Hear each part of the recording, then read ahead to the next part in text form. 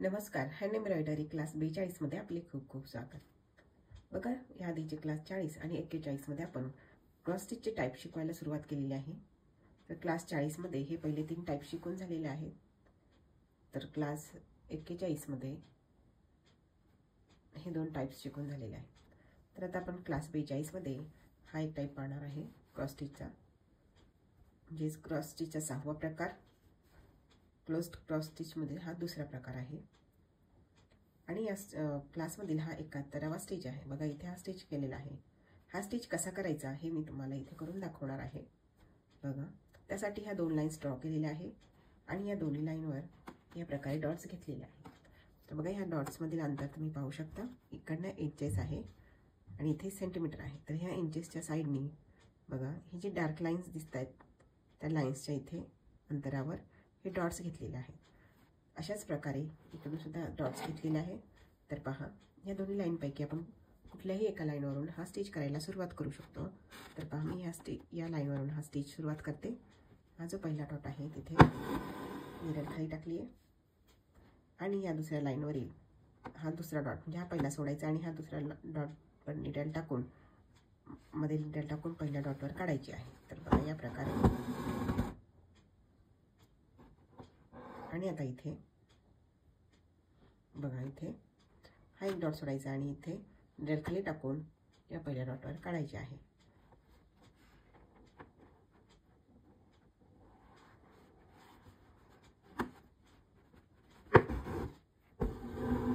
या प्रकारे. आता इथे पुन्हा इथे आता हा जो पहिला स्टिच आहे या लाईनवर हा जो स्टिच आहे टाकलेला त्याच्या खाली निरल टाकायचे आणि इथून काढायचे, पहिल्या डॉटमधून काढायचे. या प्रकारे.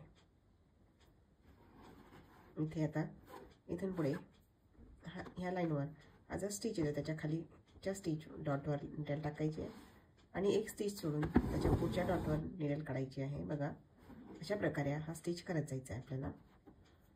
तर पहा, इथे पुन्हा हा जो पहिला स्टिच आहे त्याच्या खालचा हा डॉट आहे त्याच्या खाली निरल टाकलेली आहे आणि ह्या स्टिचच्या आधीच्या स्टिचमधून निरल वर काढलेली. बघा, या प्रकारे. इथे पहा, इथे करून दाखवते. निरल खाली टाकली, हा स्टिच सोडायचा आणि ह्या स्टिचमधून वर काढायची आहे निरल. बघा, या प्रकारे. इथे सुद्धा हा स्टिच याच्या खाली निरल टाकायचे आणि ह्या स्टिचच्या आधीच्या स्टिचमध्ये निरल बाहेर काढायचे. पहा,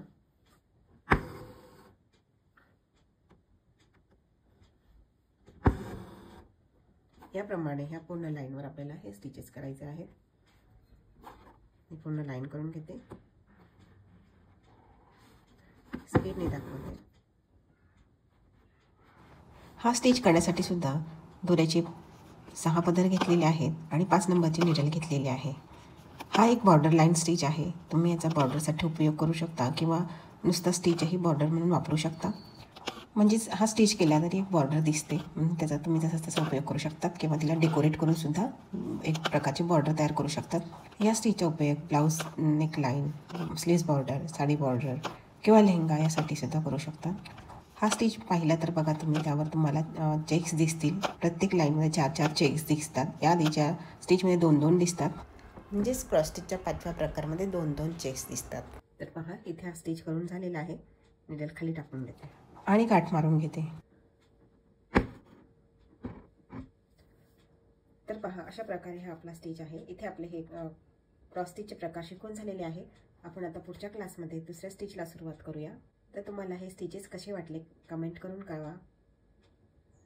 आवडल्यास लाईक करा, आवश्यक असल्यास शेअर करा. कोणी चॅनलला सबस्क्राईब केलेले नसेल तर चॅनलला सबस्क्राईब करून बेल आयकॉन प्रेस करा.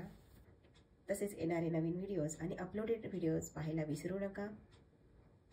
व्हिडिओ पूर्ण पाहिल्याबद्दल खूप खूप धन्यवाद. तर भेटूया पुढील क्लास 43 मध्ये नवीन स्टिच सोबत. धन्यवाद.